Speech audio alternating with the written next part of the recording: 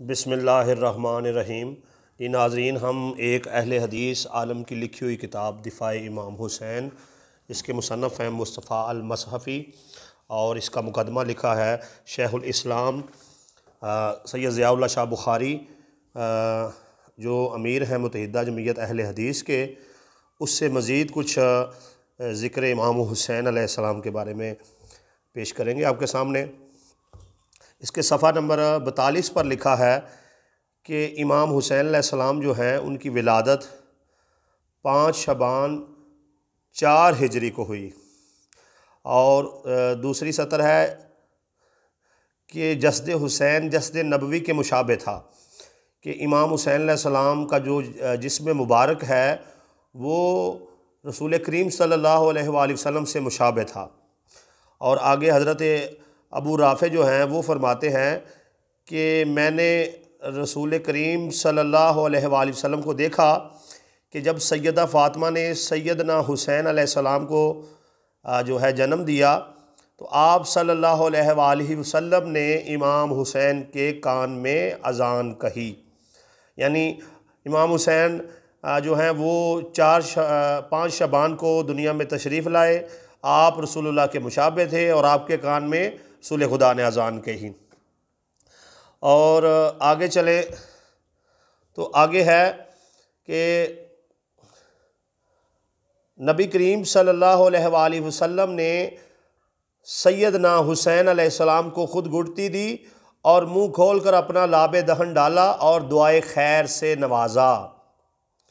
आगे है नबी करीम सल्लल्लाहु अलैहि वसल्लम ने ख़ुद ही जो है वो इमाम हुसैन अलैहिस्सलाम का अकीका किया 7वें दिन, और 2 बकरियां जो हैं आपने उस दिन ज़िबा फरमाई।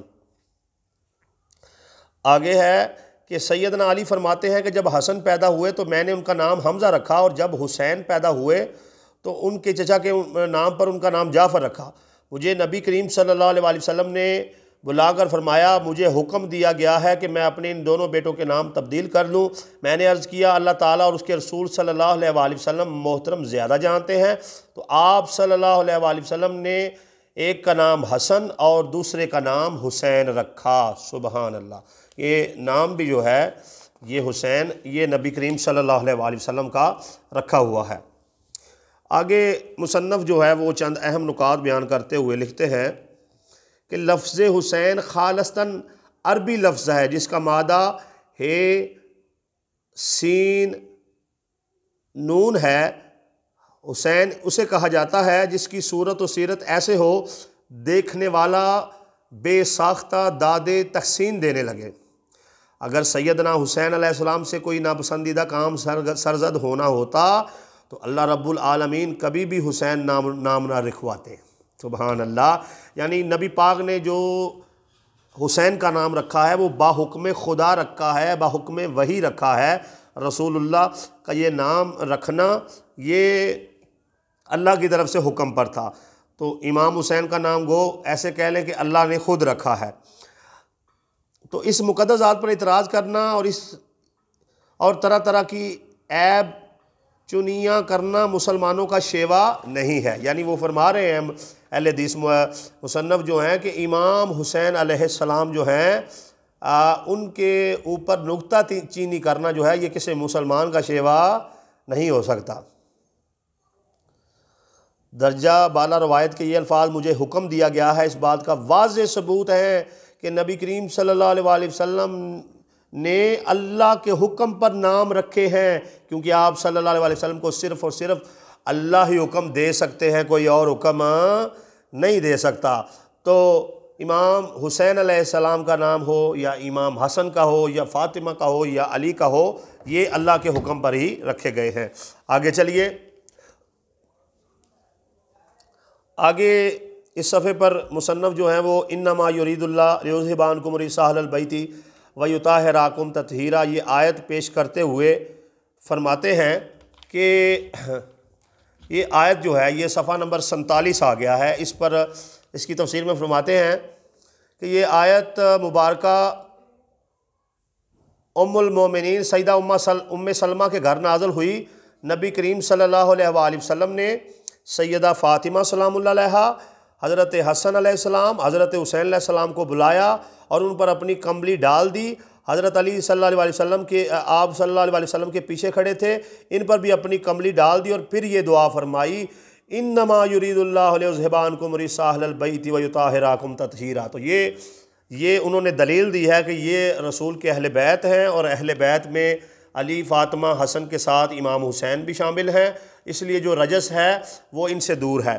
तो सफ़ा नंबर 48 पर आप देखें कि वो एक रवायत लेकर आए हैं।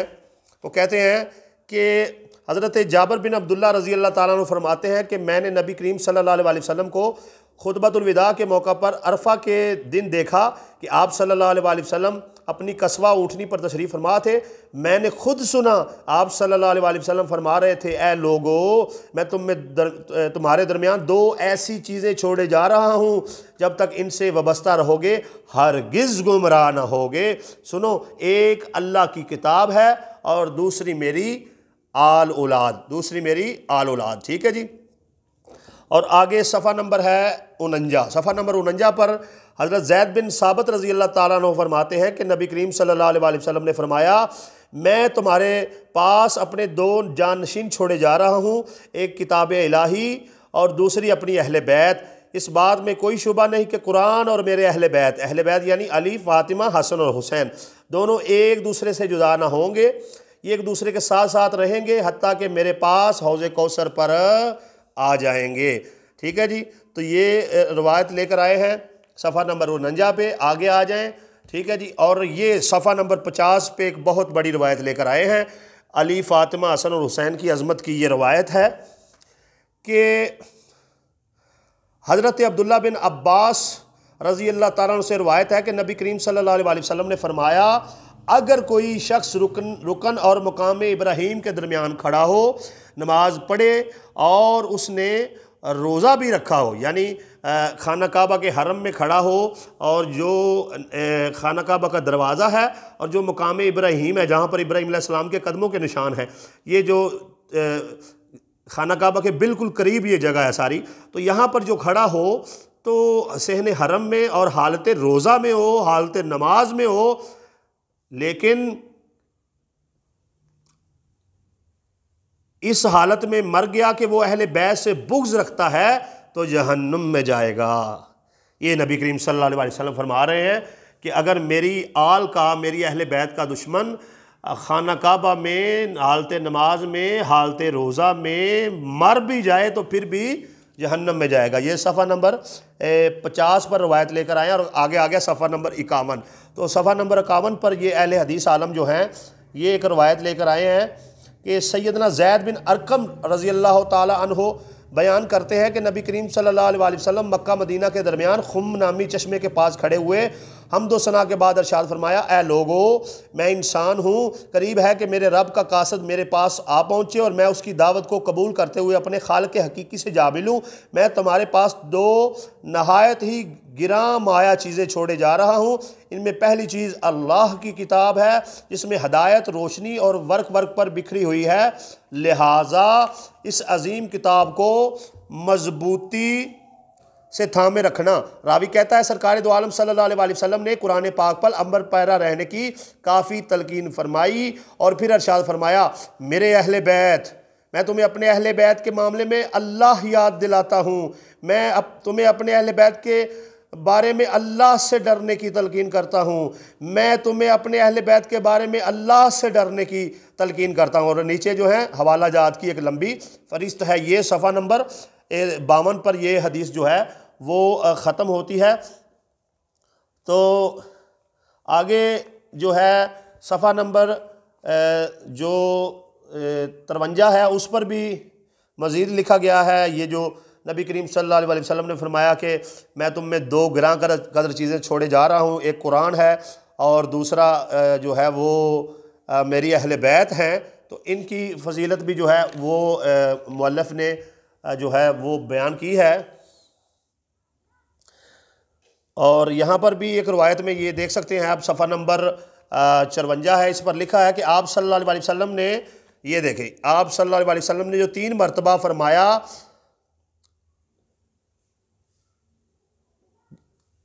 3 मरतबा फरमाया उज़्कुरकुमुल्लाहु फ़ी अहलि बैती, ये आप सल्लल्लाहु अलैहि वसल्लम की वसीयत है और ये एक नहायत अहम तकीद है जो आप सल्लल्लाहु अलैहि वसल्लम की आल और आप सल्लल्लाहु अलैहि वसल्लम के अहले बैत के एहतराम के वाजिब होने का तकाजा करती है।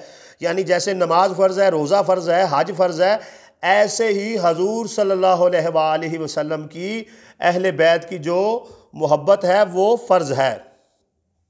अच्छा जी, आगे चलें। इस पर जो है सफ़ा नंबर 55 पर एक रवायत है कि सैयदना अब्बास बिन अब्दुल मुत्तलिब रज़ी अल्लाह तआला अन्हु का बयान है कि रसूल करीम सल्लल्लाहु अलैहि वसल्लम ने फरमाया, उस ज़ात की कसम जिसके हाथ में मेरी जान है, किसी भी शख्स के दिल में ईमान दाखिल नहीं हो सकता जब तक वो मेरे अहले बैत यानी अली, फ़ातिमा, हसन और हुसैन के साथ अल्लाह की रज़ा के लिए मोहब्बत न रखे। अल्लाह की रज़ा के लिए इन हस्तियों के साथ मोहब्बत रखनी है।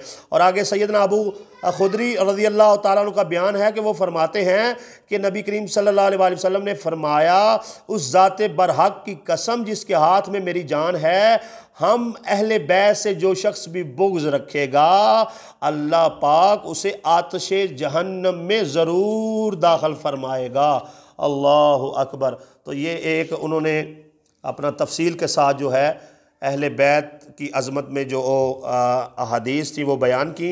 ये किताब आपके सामने है और इसकी ये देख सकते हैं आप कि इसका मुकदमा जो है अल्लामा सैयद ज़ियाउल्लाह शाह बुखारी अमीर मुत्तहिदा जमीयत अहले हदीस पाकिस्तान जो हैं उन्होंने बयान किया है।